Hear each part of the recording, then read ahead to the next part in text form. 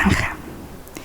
Esta intensificación de la vida interior ayudaba al prisionero a refugiarse contra el vacío, la desolación y la pobreza espiritual de su existencia, devolviéndole a su existencia anterior.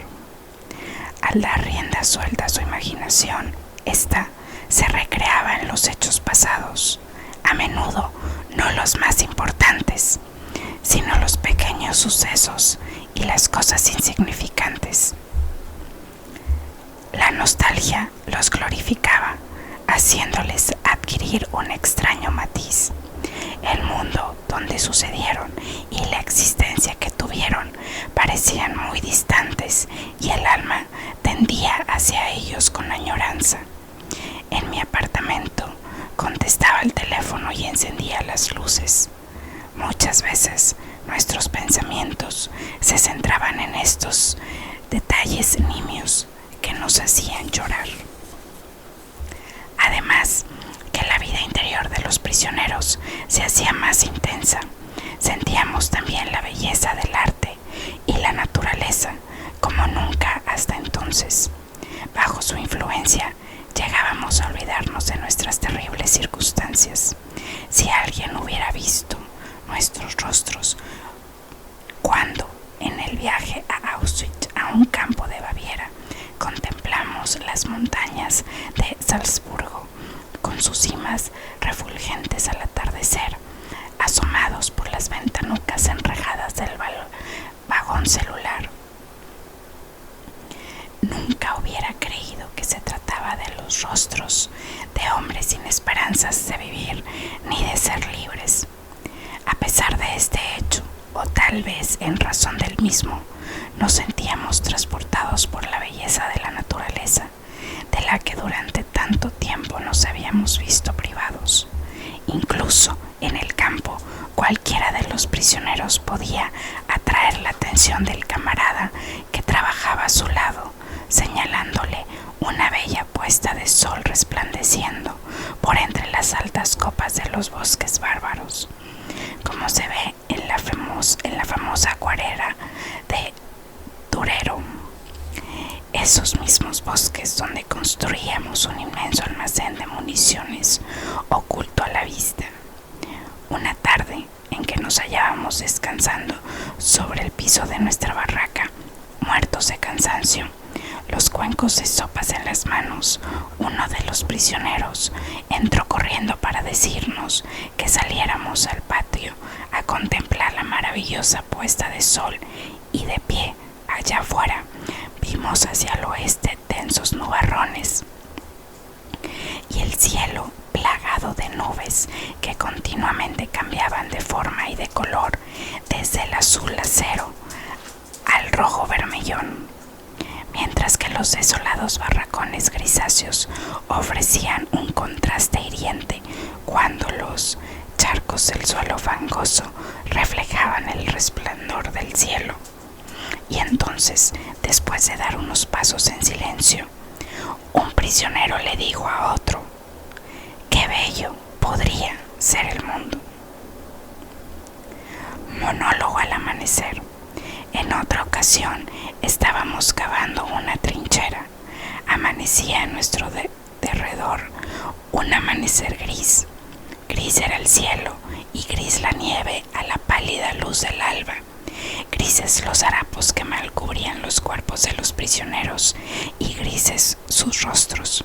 Mientras trabajaba, hablaba quedamente a mi esposa, o quizás estuviera debatiéndome por encontrar la razón de mis sufrimientos, de mi lenta agonía. En una última y violenta protesta contra lo inexorable de mi muerte inminente, sentí como si mi espíritu traspasara la melancolía que nos envolvía. Me sentí trascender aquel mundo desesperado, insensato, y que de alguna parte escuché un victorioso «sí», como contestación a mi pregunta sobre la existencia de una intencionalidad última. En aquel momento y en una franja lejana encendieron una luz. se quedó allí fija en el horizonte como si alguien la hubiera pintado en medio del gris miserable de aquel amanecer en Baviera. Et lux in tenebrix lucet, y la luz brilló en medio de la oscuridad. Estuve muchas horas tajando el terreno helado. El guardián pasó junto a mí, insultándome, y una vez más volví a conversar con mi amada. La sentía presente a mi lado, cada vez con más fuerza, y tuve la sensación de que sería capaz de tocarla, de que si extendía mi mano,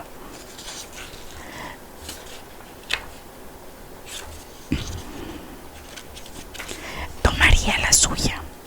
La sensación era terriblemente fuerte. Ella estaba allí realmente.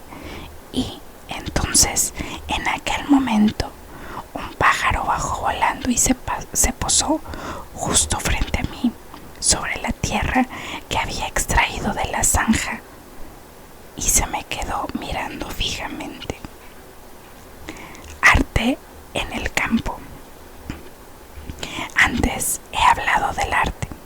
Puede pensarse en algo parecido en un campo de concentración. Depende más bien de lo que uno llame arte. De vez en cuando se improvisaba una especie de espectáculo de cabaret. Se despejaba temporalmente un barracón. Se apiñaban o se clavaban entre sí unos cuantos bancos y se estudiaba un programa. Por la noche, los que gozaban de una buena situación, los capos, y los que no, tenían que hacer grandes marchas fuera del campo. Se reunían ahí y se reían o alborotaban un poco, cualquier cosa que les hiciera olvidar. Se cantaban, se recitaban poemas, se contaban chistes que contenían algunas referencias satíricas sobre el campo. Todo ello no tenía otra finalidad que la de ayudarnos a olvidar, y lo conseguía. Las reuniones eran tan eficaces que algunos prisioneros asistían a las funciones a pesar de su agotador cansancio, y aun cuando, por ello, perdieran su rancho de aquel día. El buen humor es siempre algo envidiable. Al principio de nuestro internamiento nos permitían reunirnos en un cuarto de máquinas a medio construir para saborear durante media hora el plato de sopa que nos repartían a mediodía. Como la tenía que pagar la empresa constructora, era de todo menos alimenticia. Al entrar, cada uno recibía un cucharón de sopa aguada, y mientras la sorbíamos con avidez, un prisionero italiano trepaba encima de una cuba y nos entonaba arias italianas. Los días que nos daba el recital musical, tenía garantizada una ración doble de sopa, sacada del fondo del perón, es decir, con guisantes. En el campo se concedían premios no solo por entretener, sino por aplaudir. Por ejemplo, a mí me podía haberme protegido, y fui muy afortunado al no necesitarlo, el campo más temido de todos, a quien por más de una razón se le conocía por el sobrenombre de el capo asesino. Contaré cómo sucedió. Una tarde tuve el gran honor de que me invitaran otra vez a la sesión de espiritismo. Estaban reunidos en aquella habitación unos cuantos amigos íntimos del médico jefe. Asimismo, estaba presente, de forma totalmente ilegal, el oficial al cargo del escuadrón sanitario. El capo asesino entró allí por casualidad y le pidieron que recitara uno de sus poemas que se habían hecho famosos o infames en el campo. No necesitaba que se lo repitieran 2 veces, de modo que rápidamente sacó una especie de diario del que empezó a leer unas cuantas muestras de su arte. Me mordía los labios hasta hacerme sangre para no reírme al escuchar uno de sus poemas amorosos, y seguramente gracias a ellos salvé la vida.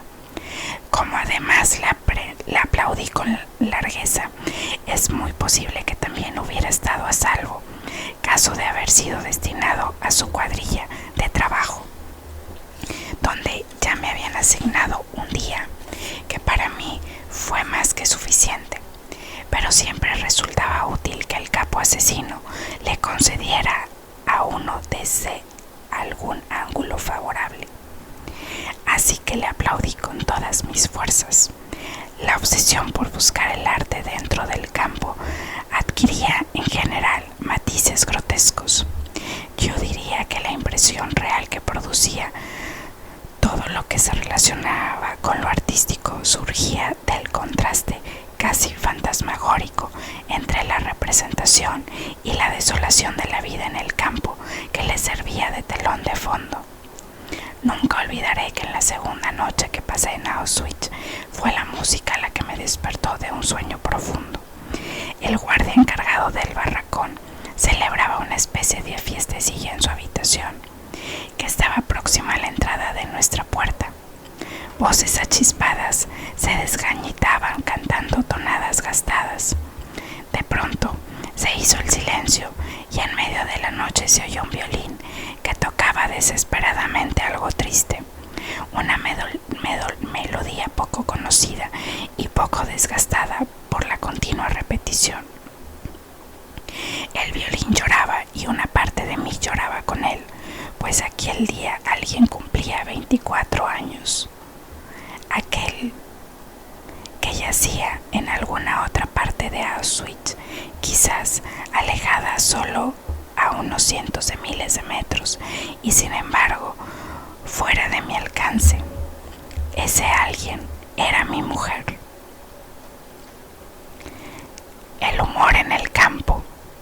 El descubrimiento de algo parecido al arte en un campo de concentración ha de sorprender bastante al profano en estas cosas, pero aún se sentiría mucho más sorprendido al saber que también había cierto sentido del humor. Claro está, en su expresión más leve, y aún así solo durante unos breves segundos o unos minutos escasos. El humor es otra de las armas con las que el alma lucha por su supervivencia. Es bien sabido que, en la existencia humana, el humor puede proporcionar el distanciamiento necesario para sobreponerse a cualquier situación, aunque no sea más que por unos segundos. Yo mismo entrené a un amigo mío que trabajaba a mi lado en la obra para que desarrollara su sentido del humor. Le sugería que debíamos hacernos la solemne promesa de que cada día inventaríamos una historia divertida sobre algún incidente que pudiera suceder al día siguiente de nuestra liberación.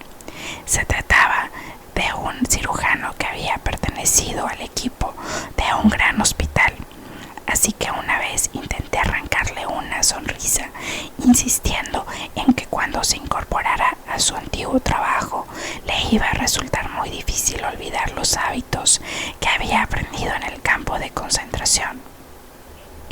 Al pie de la obra que construimos, y en especial cuando el supervisor hacía su ronda de inspección, el capataz nos estimulaba a trabajar más deprisa gritando ¡acción! ¡acción! Así que dije a mi amigo: un día regresarás al quirófano para operar a un paciente aquejado de peritonitis. De pronto, una ordenanza entrará a toda prisa y anunciará la llegada del jefe del equipo de operaciones gritando: ¡acción! ¡acción! ¡que viene el jefe! A veces los otros inventaban sueños divertidos con respecto al futuro, previendo, por ejemplo, cuando tuvieran un compromiso para asistir a una cena, se olvidarían de cómo se sirve la copa y le pedirían a la anfitriona que les echara una cucharada del fondo.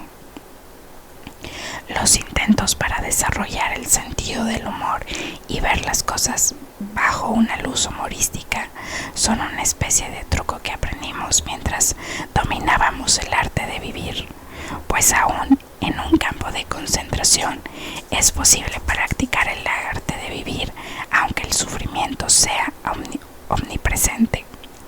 Cabría establecer una analogía. El sufrimiento del hombre actúa de modo similar a como lo hace horas en el vacío de una cámara. Este se llenará por completo y por igual, cualquiera que sea su capacidad.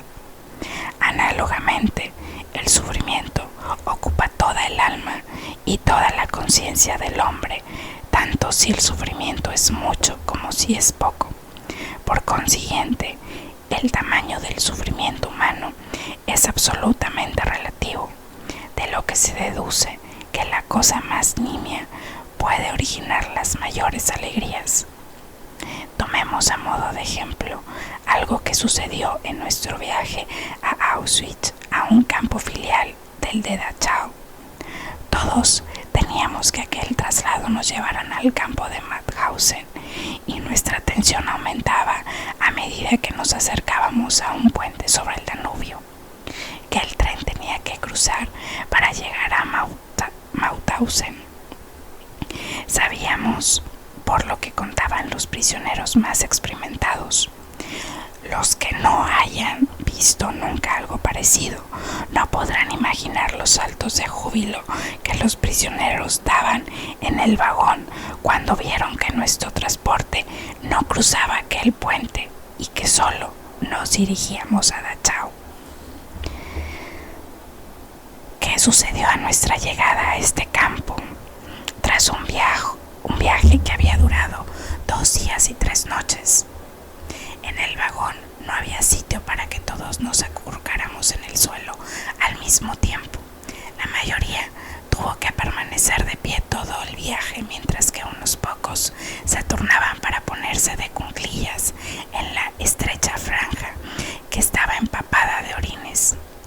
Cuando llegamos, las primeras noticias que escuchamos a los prisioneros más antiguos fueron que este campo relativamente pequeño, con una población de 2.500 recursos, no tenía horno, ni crematorio, ni gas, lo que significaba que ninguno de nosotros iba a ser un musulmán, ninguno iba a ir derecho a la cámara de gas, sino que tendría que esperar hasta que se dispusiera lo que se llamaba un convoy de enfermos que lo devolviera a Auschwitz. Esta agradable sorpresa nos puso a todos de buen humor. El deseo del viejo vigilante de nuestro barracón en Auschwitz se había cumplido. Habíamos llegado lo más rápidamente posible a un campo que, a diferencia de Auschwitz, no tenía chimenea. Nos reímos y contamos chistes a pesar de las cosas que tuvimos que soportar durante las horas que siguieron. Cuando nos contaron a los recién llegados, resultó que faltaba uno. Así es que hubimos de esperar a la intemperie bajo la lluvia y el viento helado hasta que apareció el prisionero. Finalmente lo encontraron en un barracón, dormido, exhausto por el cansancio. Entonces el pasar lista se convirtió en un desfile de castigo. Durante toda la noche y hasta muy entrada la mañana siguiente tuvimos que permanecer de pie a la intemperie, helados y calados hasta los huesos, después del esfuerzo que habíamos hecho. Y aún así nos sentíamos contentos. En aquel campo no había chimenea y Auschwitz quedaba lejos. Quien fuera un preso común. Otra vez vimos a un grupo de convictos que pasaban junto al lugar donde trabajábamos, y entonces se nos hizo patente y obvia la relatividad del sufrimiento. Y envidiamos a aquellos prisioneros por su feliz existencia, segura y relativamente bien ordenada. Sin duda tendrían la oportunidad de bañarse regularmente, pensamos con tristeza. Seguramente dispondrían de cepillos de dientes, de ropa, de un colchón, uno para cada uno, y mensualmente el correo les traería noticias de lo que sucedía a sus familiares, o al menos de si estaban vivos o habían muerto. Hacía mucho tiempo que nosotros habíamos perdido todas estas cosas, y cómo envidiábamos a aquellos de nosotros que tenían la oportunidad de entrar en una fábrica y trabajar en un espacio cubierto al abrigo de la intemperie. Más o menos todos nosotros deseábamos deseábamos que nos tocara un poco de suerte relativa. La escala de la fortuna abarcaba muchos matices. Por ejemplo, en el destacamento que trabajaban fuera del campo, en uno de los cuales me encontraba yo, había unas cuantas unidades que se consideraban peor que las demás. Se envidiaba al que no tenía que chapotear en la húmeda y fangosa arcilla de un declive escarpado, vaciando los artesones de un pequeño ferrocarril durante 12 horas diarias. La mayoría de los accidentes sucedían realizando esta tarea y solían ser fatales. En otras cuadrillas de trabajo, el capataz seguía una tradición, al parecer local, que consistía en propinar golpes a diestro y siniestro, lo cual nos hacía envidiar la suerte relativa de no estar bajo su mundo o todo lo demás, de estarlo solo temporalmente. Una vez, y debido a una situación desdichada, fui a parar a aquel grupo. Si tras 2 horas de trabajo, durante las cuales el capataz se ensañó conmigo especialmente, no nos hubiera interrumpido una alarma aérea, obligándonos a reagruparnos después, creo que hubiera tenido que regresar al campo en alguna de las camillas que transportaban a los hombres que habían muerto o estaban a punto de morir por la extrema fatiga. Nadie podría imaginar el alivio que en semejante situación puede producir el sonido de la sirena, ni siquiera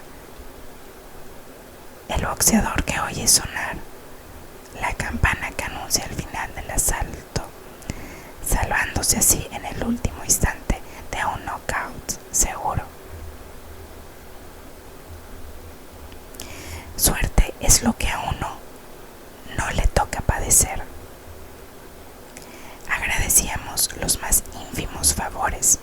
Nos conformábamos con tener tiempo para despiojarnos antes de ir a la cama, aunque ello no fuera en sí muy placentero. Suponía estar desnudos en un barracón helado, con carámbanos colgando del techo. Nos contentábamos con que no hubiera alarma aérea durante esta operación y las luces permanecieran encendidas. En la oscuridad no podíamos despiojarnos, lo que suponía pasar la noche en vela.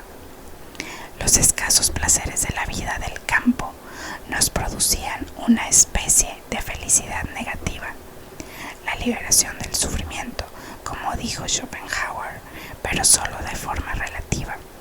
Los verdaderos placeres positivos, aún los más nimios, escaseaban. Recuerdo haber llevado una especie de contabilidad de los placeres diarios y comprobar que en el lapso de muchas semanas solamente había experimentado 2 momentos placenteros. Uno había ocurrido cuando al regreso del trabajo y tras una larga espera me admitieron en el barracón de cocina, asignándome a la cola que se alineaba ante el cocinero prisionero F. Semioculto detrás de las enormes cacerolas, F servía la sopa en los cuencos que le presentaban los prisioneros que desfilaban apresuradamente. Era el único cocinero que al llenar los cuencos no se fijaba en los hombres, el único que repartía con equidad, sin reparar en el recipiente y sin hacer favoritismos con sus amigos o paisanos, obsequiándoles con patatas, mientras el resto tenía que contentarse con la sopa aguada de la superficie. No me incumbe a mí juzgar a los prisioneros que preferían a su propia gente. ¿Quién puede arrojar la primera piedra contra aquel que favorece a sus amigos bajo unas circunstancias en que tarde o temprano la cuestión que se dilucidaba era la vida y la muerte? Nadie puede juzgar, nadie, a menos que con toda honestidad pueda contestar que en una situación similar no hubiera hecho lo mismo. Mucho tiempo después de haberme integrado a la vida normal, es decir, mucho tiempo después de haber abandonado el campo, me enseñaron una revista ilustrada con fotografías de prisioneros hacinados en sus literas mirando insensibles a sus visitantes. ¿No es algo terrible esos rostros mirando fijamente y todo lo que ellos significaban?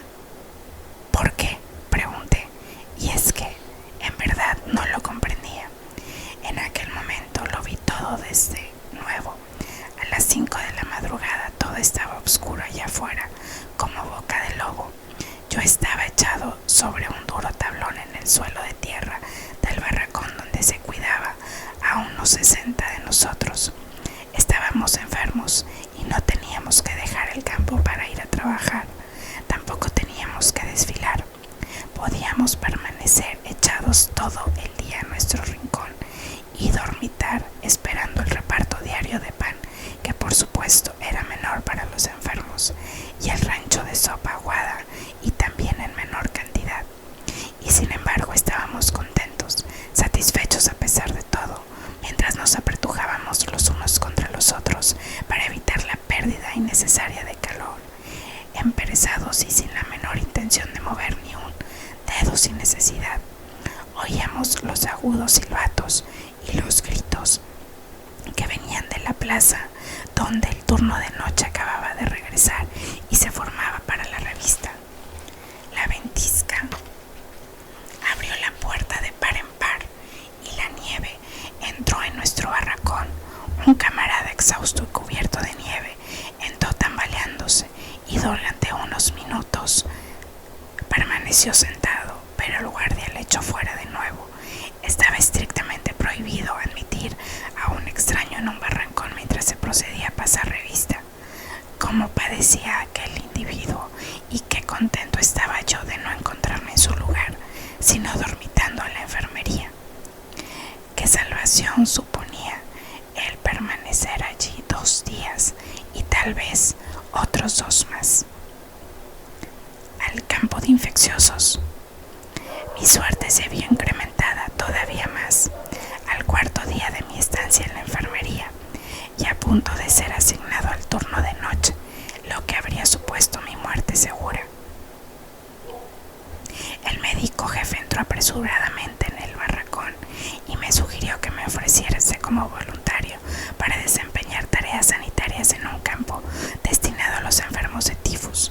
En contra de los consejos de mis amigos y a pesar de que casi ninguno de mis colegas se ofrecía, decidí ir como voluntario. Sabía que en un grupo de trabajo moriría en poco tiempo y si tenía que morir, siquiera podría darle algún sentido a mi muerte. Pensé que tenía más sentido intentar ayudar a mis camaradas como médico que vegetar o perder la vida trabajando de forma improductiva como lo hacía antes. Para mí era una cuestión de matemáticas sencillas y no de sacrificio, pero el suboficial del campo sanitario había ordenado en secreto que se cuidara de forma especial a los 2 médicos voluntarios para ir al campo de infecciosos